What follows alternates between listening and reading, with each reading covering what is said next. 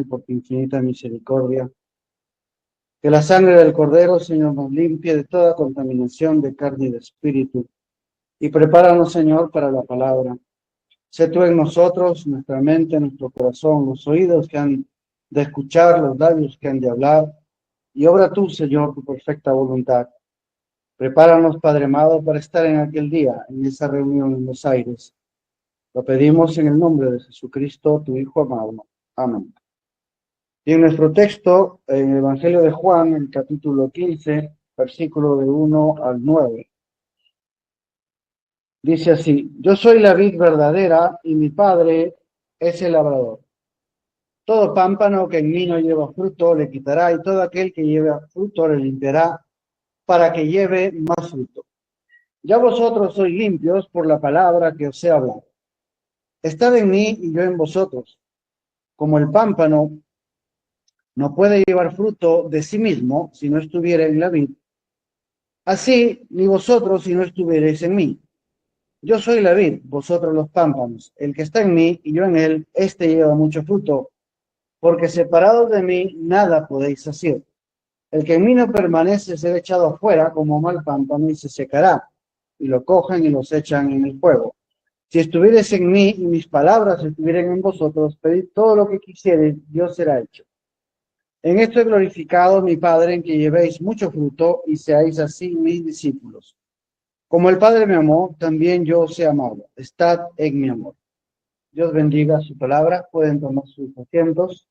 Estoy leyendo la versión antigua, pero en la versión moderna dice: si permanecieres en mí. La antigua dice: si estuvieres en mí. Estar o permanecer lleva el mismo significado de continuidad. Ahora bien, respecto del título, la norma de interpretación. Cuando estaba estudiando la teología, o sea, no que estudiaba teología, sino estudiaba cuál es el fenómeno de la teología, y como tenía amigos pastores de diferentes denominaciones, me regalaban sus libros de doctrina, ¿no? Entonces, había un hilo que une a todas las, vamos a decir, las confesiones protestantes o como se llama. Y esto es que ellos dicen que la fe nace de la interpretación. Y entonces, claro, bajo esa premisa, tú te das cuenta que depende de cómo el líder interpreta la Biblia, y ahí tienes tú cada diferente denominación, ¿no? Cuando los primeros presbiterianos y anglicanos y esa línea de la predestinación, de la eterna seguridad de la iglesia, empezaron a interpretar que si David había pecado, que si Abraham pecó y mintió y aún así fue salvo, entonces uno es salvo, siempre es salvo.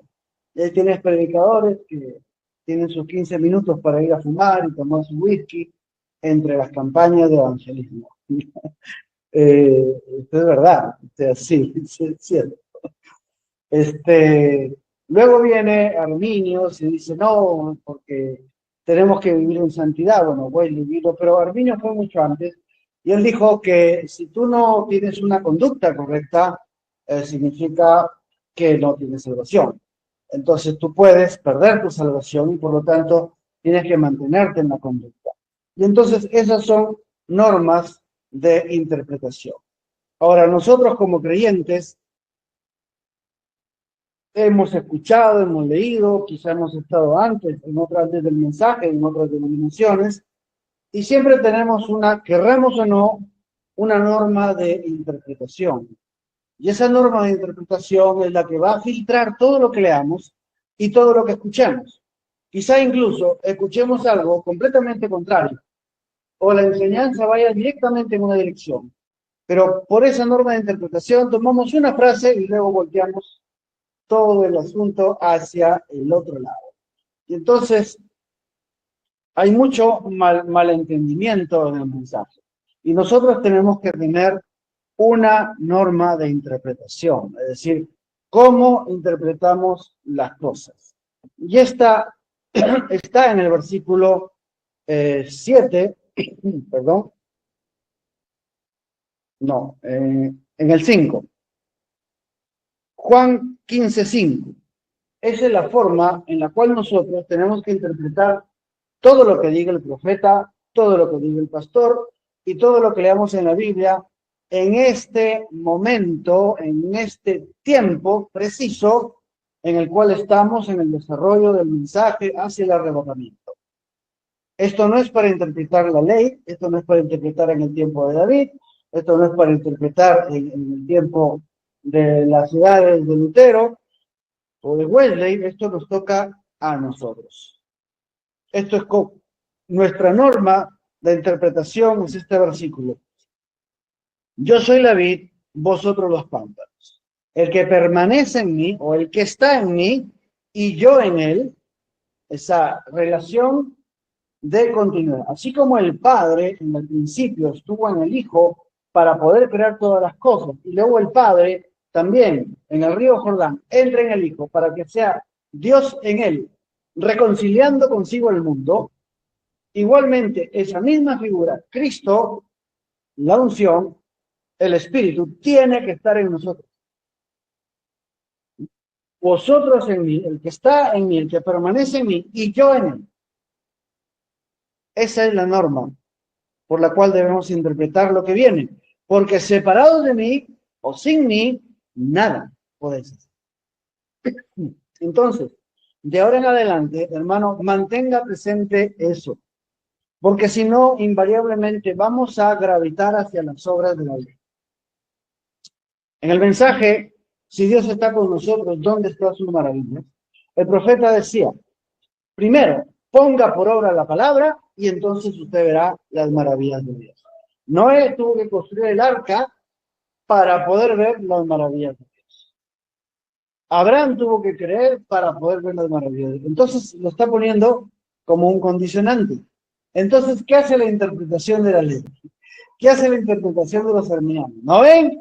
Tienen que portarse bien. Para permanecer en Cristo tienes que portarte bien. Y eso también lo he dado el mensaje por todas partes. Legalistas, el 99%. Ven, mujeres cabello largo porque si se pintan no permanecen en Dios.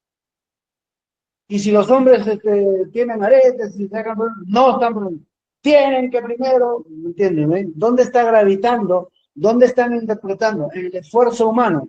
Que el ser humano tiene que esforzarse por modificar su conducta para permanecer en Dios. Y esa es exactamente la figura de la ley. Porque si uno puede reformarse por sí mismo, ¿para qué quiere? ¿Para qué tenemos un mensaje de gracia? Eso es porque están interpretando el esfuerzo humano. Entonces, cuando el profeta dice, la novia tiene que prepararse, ok, ¿no ven? Tienen que esforzarse, tienen que corregir su conducta y otra vez interpretan las palabras del profeta para llevarlas al trabajo humano, al esfuerzo humano, al logro del creyente para poder merecer la gracia de Dios. Y ahí simplemente, como dice el apóstol Pablo, los que se justifican por la ley, yo pude, yo cumplí, yo logré, de la gracia han caído. Entonces, nuestra norma de interpretación es esa, separado de él, nada podemos hacer. En otras palabras, todo lo podemos en Cristo que nos fortalece, porque si Cristo no nos fortalece, no hay manera de hacerlo. Y todo empieza por gracia, el llamamiento empieza por gracia. Sin arrepentimiento es el llamamiento y los dones de Dios. No se trata, y ese arrepentimiento no viene ni proviene de nosotros. Porque en Corintios dice que la tristeza, según Dios, produce arrepentimiento para vida. Pero la tristeza, que es según el mundo, produce culpa para perdición. Entonces, cuando el profeta dijo, ningún arrepentimiento de ojo seco vale. Entonces, ¿qué? Hay que contratar un plañidero, hay que echarnos mentolatum al ojo para llorar. O de eso es el equivalente de las personas que se remuerden por su culpa, lo cual no es nada más que orgullo, porque la culpa que dice, ¿cómo yo he podido caer de esa manera? Yo, el gran cristiano, ¿cómo he podido hacer eso? Y ese es el remordimiento del mundo. Es el remordimiento, eso no es arrepentimiento, esa no es la tristeza que es según Dios. Porque ¿qué cosa dice la tristeza según Dios en Corintios? Que produce arrepentimiento. ¿De qué? No hay de qué arrepentirse. ¿Cómo es eso? Porque claro, sí está pagado en la cruz. El castigo del pecado está pagado en la cruz. Entonces no tengo de qué arrepentirme. Es tal la gracia que uno no puede dejar de llorar. Realmente porque el arrepentimiento debe estar alcanzado y el cambio de deseo en tu corazón lo ha hecho el Señor. Y cuando el deseo ha cambiado, simplemente cambia la conducta por gracia, no por obras.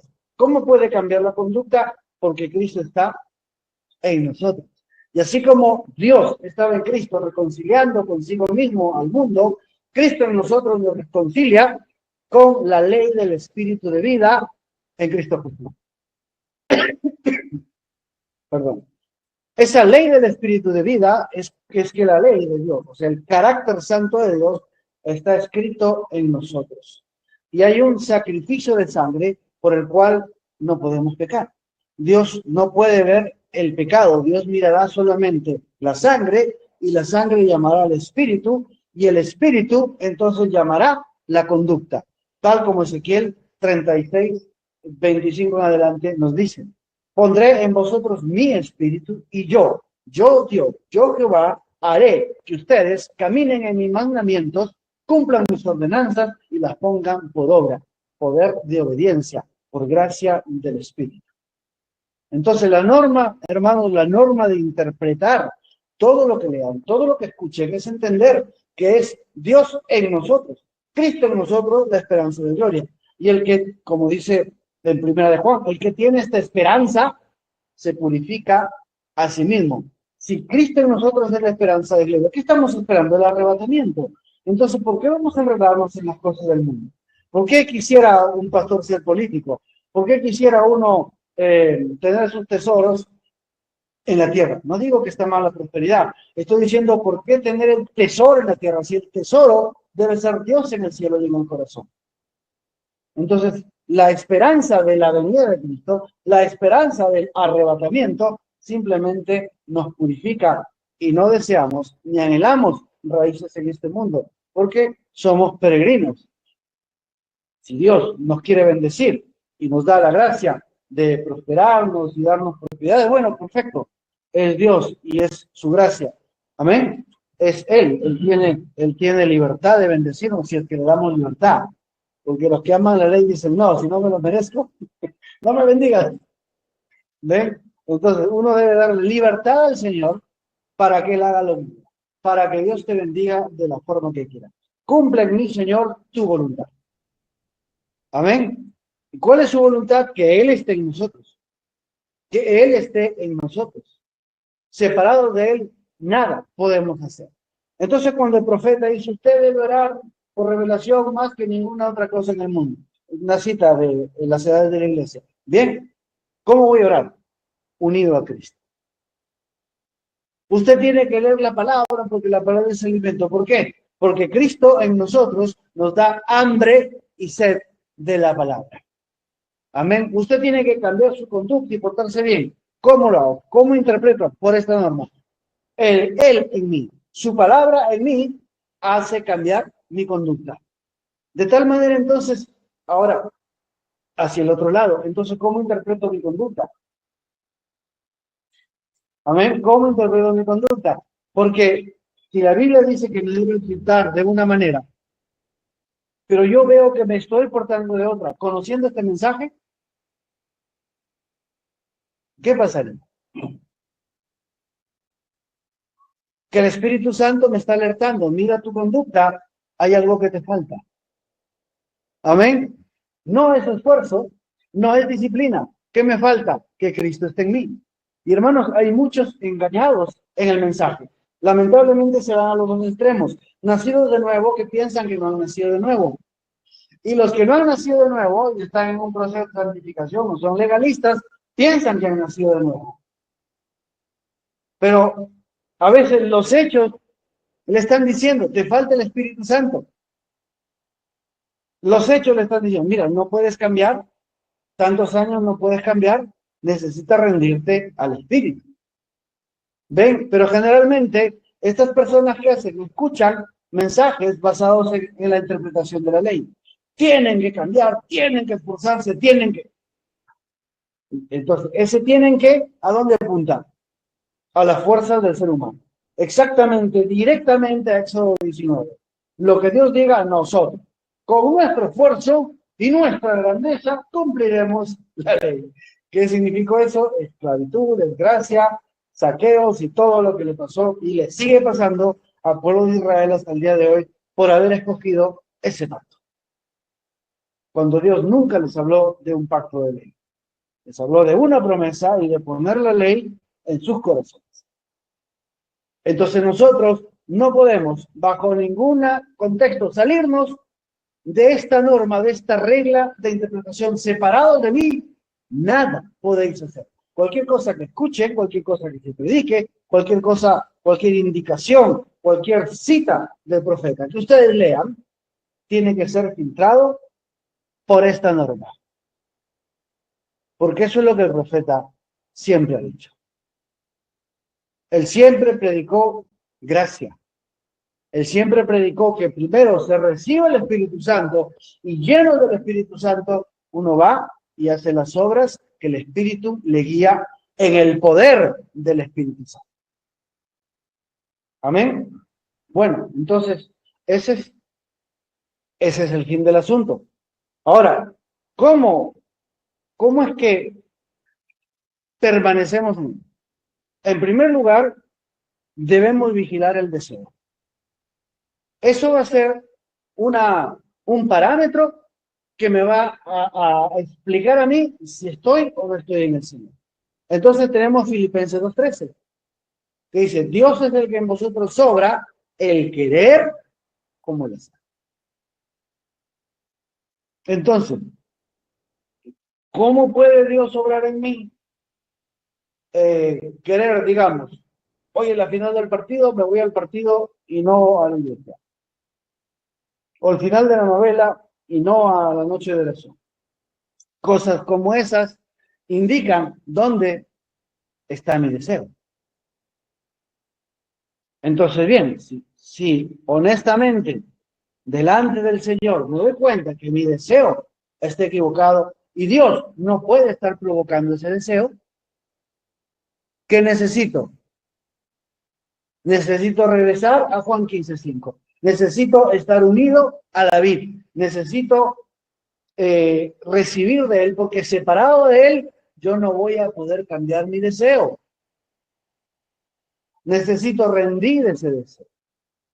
Necesito entregar ese deseo. Necesito entender que debo quedarme quieto para que Dios haga la obra. ¿Y cómo nos quedamos quietos? Eso también viene de Dios, porque separados de Él, nada podemos hacer. Si yo me trato de quedar quieto, mi hermano me desespera. Porque yo soy así, eléctrico, yo no puedo estar quieto. Tengo que hacer algo. No, quedo contigo. Vamos a tomar un café. Voy a llegar con una maleta con cosas para hacer. Aunque no las haga, pero con esa ansiedad de que tengo que hacer algo. Que ni siquiera puedo disfrutar un café. Ahora siéntate ahí, ahora. No, tengo que hacer algo. Tiene que haber una música, una alabanza. ¿Ven? Uno no se puede quedar quieto. El ser humano no está hecho para quedarse quieto. A menos que la quietud del Espíritu Santo venga sobre ti por gracia. Porque separados de Él, nada podemos hacer. Quiero rendirme. El ser humano no está hecho para rendirse. El ser humano está hecho para luchar. Por eso produce adrenalina. Y la única forma en que se rinde es cuando entra en depresión el cortisol, no sé, te baja la presión y ya, para que te come león. No hay más. ¿Ve? El ser humano no está hecho para eso. ¿Cómo me rindo? Necesito estar unido a la vida. Necesito la gracia del Señor que me permita rendirme. Señor, enséñame a rendirme. ¿Por qué no también, Señor, enséñame a orar y enséñame a leer la Biblia? Porque el intelecto humano jamás alcanzará a Dios. Necesitamos entender nuestra condición. Fuimos concebidos en pecado, formados en maldad, venimos al mundo hablando mentiras. Y todo el designio del pensamiento del ser humano es continuamente el mal. Así que no hay nada ahí para comenzar. tiene que ser gracia, porque separados de Él, nada podemos hacer. Entonces tengo que vigilar mi deseo. Tengo que vigilar mi deseo. ¿Está el Señor obrando mis deseos en mí? No. Entonces el Señor, dame gracia para rendirme. Dame gracia para quedarme quieto. Dame gracia para que tú me moldees.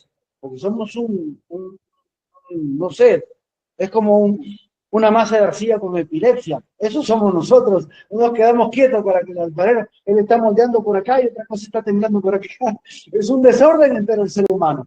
No, necesitamos gracia. Señor, enséñame a rendirme, a quedarme quieto, porque separado de ti, nada podemos hacer. Y esa es la verdadera humildad, el verdadero reconocimiento que nosotros no podemos nada.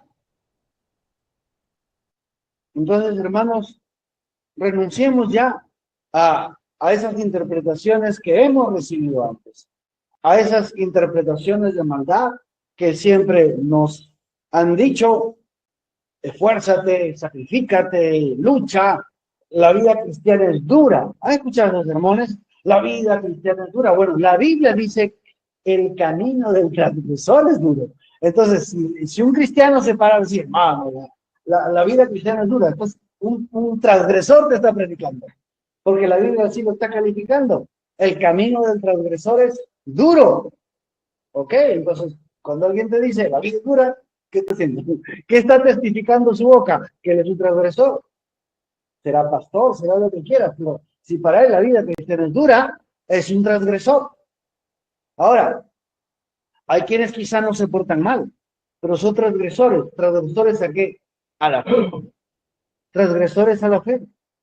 En ese mensaje, lo vuelvo a citar, si Dios está con nosotros, ¿dónde están sus maravillas? El profeta dice, ponga por obra primero la palabra de Dios y usted verá las maravillas de Dios. Entonces, vayamos aquí primero. Encajemos esta cita en Juan 15:5. ¿Cómo puedo poner por obra la palabra de Dios? Unido a Cristo. Porque separado de Él no puedo poner por obra la palabra de Dios. Ahora, hermanos, ¿qué cosa es poner por obra la palabra de Dios? Porque la Biblia nos tiene que interpretar eso. Es exactamente la misma pregunta que le hicieron a Jesús.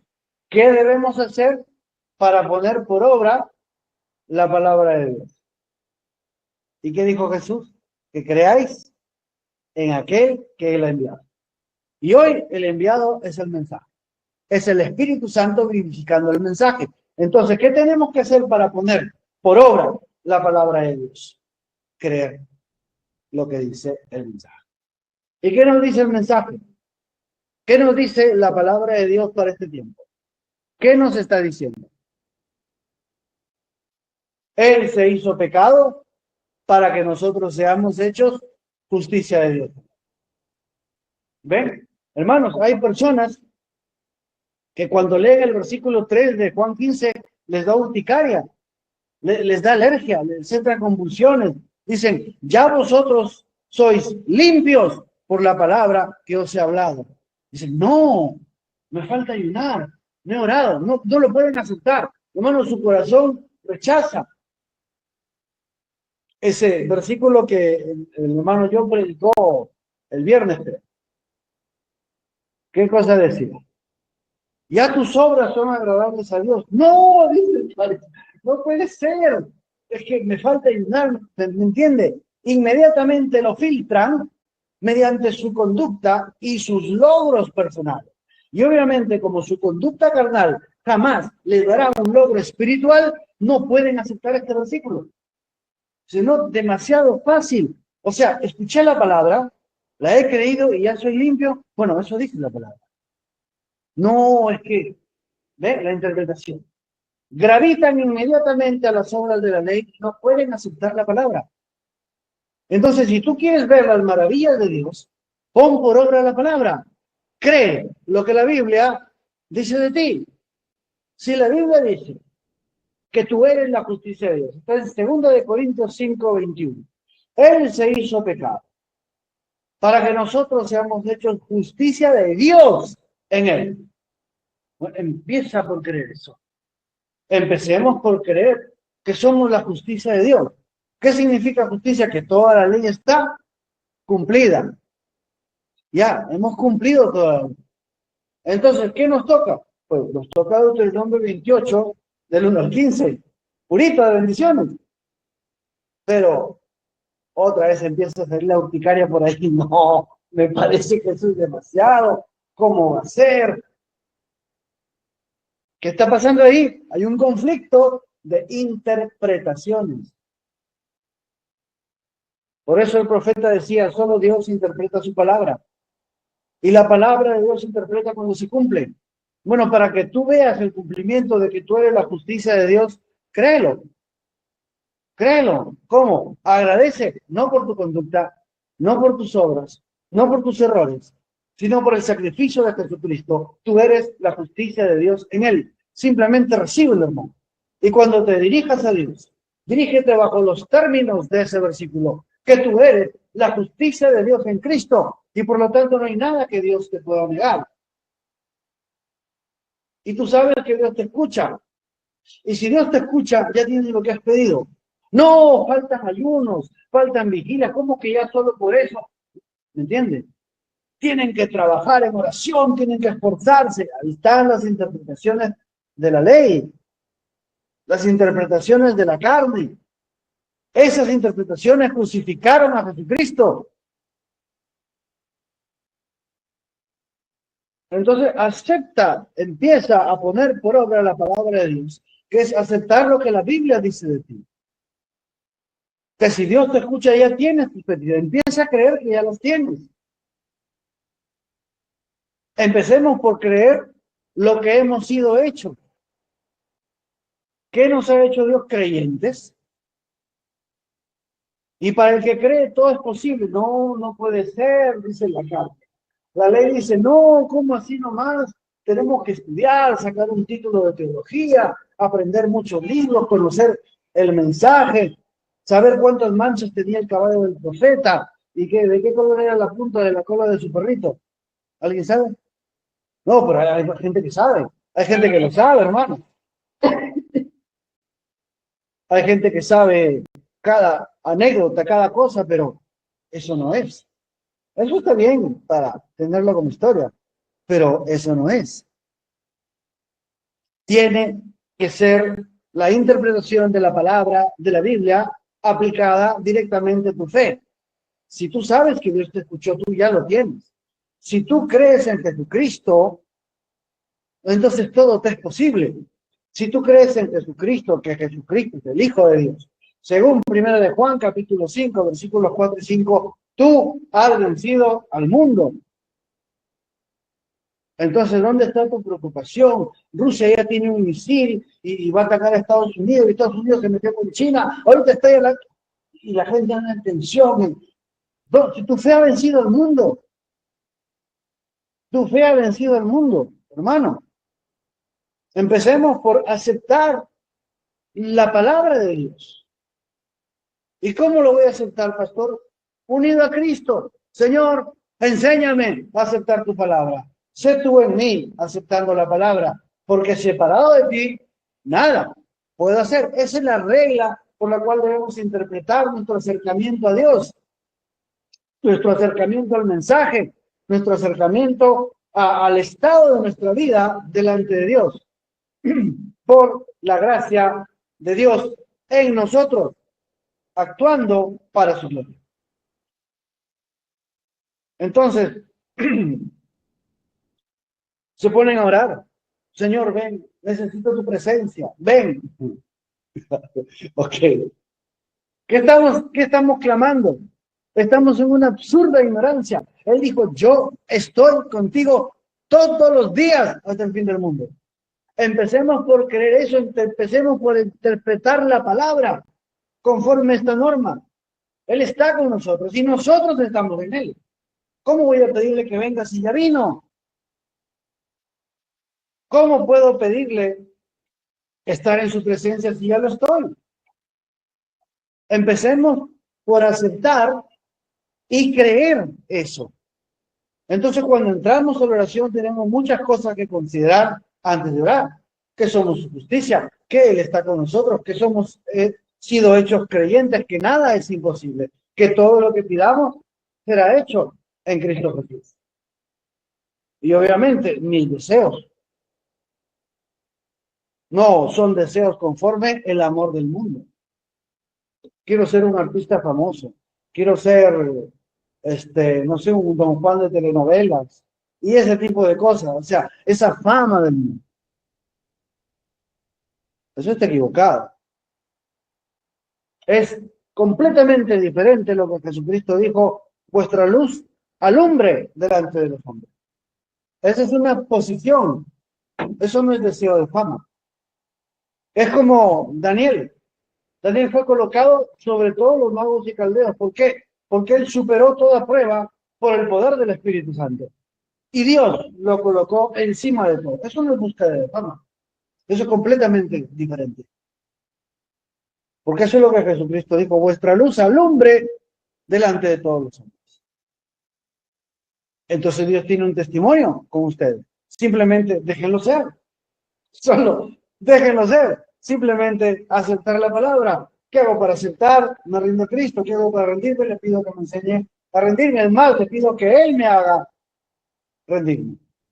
Porque también está escrito en el libro de los Salmos, y Jehová obró en nosotros todas nuestras obras. O Isaías, no recuerdo en este momento. Dios en nosotros, Dios obrando el querer como el hacer. Señor, siento en mí el querer rendirme y sé tú en mí la acción de rendirme, si es que yo no sé. Esa es la norma de interpretación. Cristo en nosotros.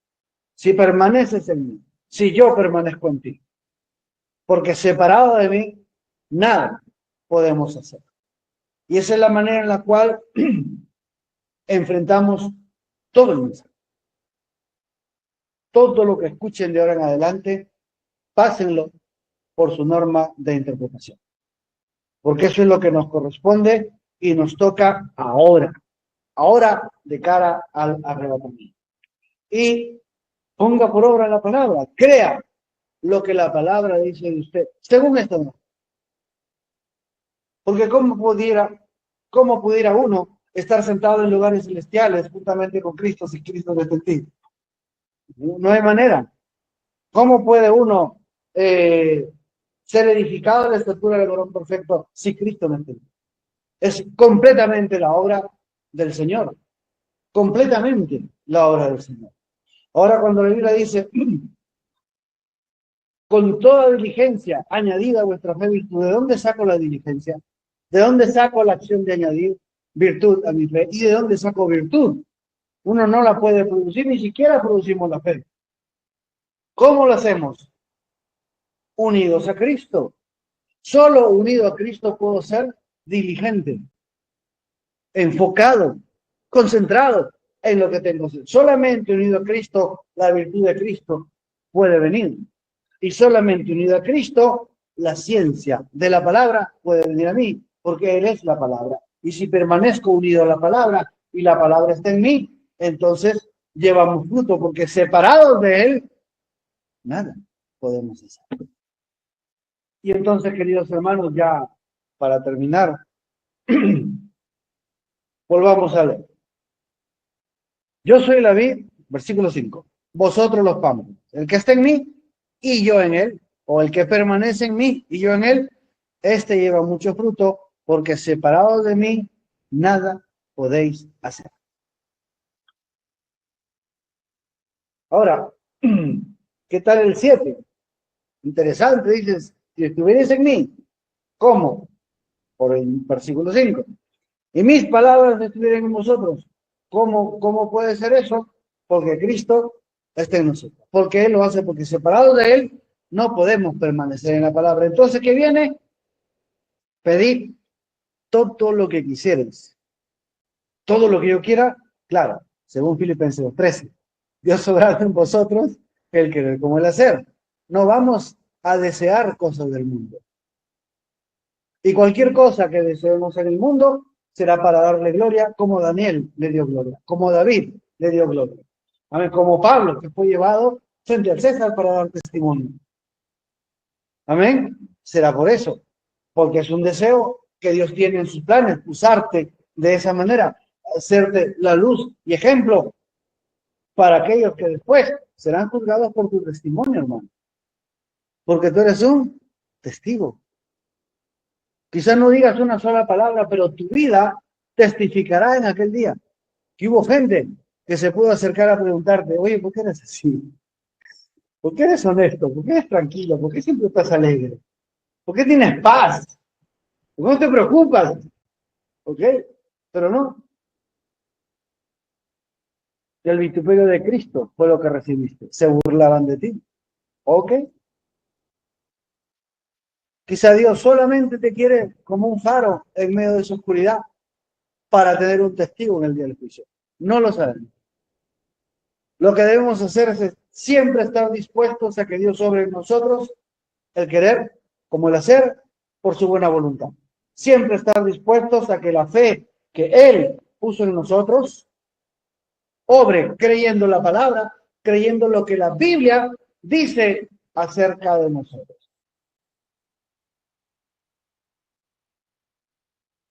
Y esa es toda la interpretación del asunto, hermano. Eso es lo que te va a llevar a estatura del varón perfecto. Esto es lo que te va a llevar al rapto. Esto es lo que te va a llevar a la eternidad. Y esto es para lo cual fuiste puesto aquí, en este tiempo, a conocer el mensaje de esta hora. Amén. Entonces, de ahora en adelante, esta es nuestra norma de vida. Separado de Él, nada podemos hacer.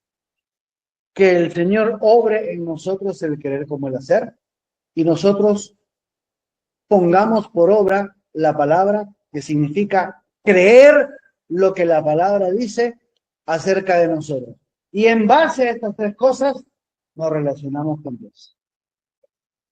Entonces, ahí estamos entrando al lugar santísimo con plena libertad. Como decía, dice Efesios, entremos con denuedo, con confianza, con plena libertad al trono de la gracia. ¿Por qué? Porque estamos de acuerdo con Dios. Amén. Estamos de acuerdo con Dios, tomando su palabra, nos acercamos a Él. Entonces tendremos el oportuno socorro. Los que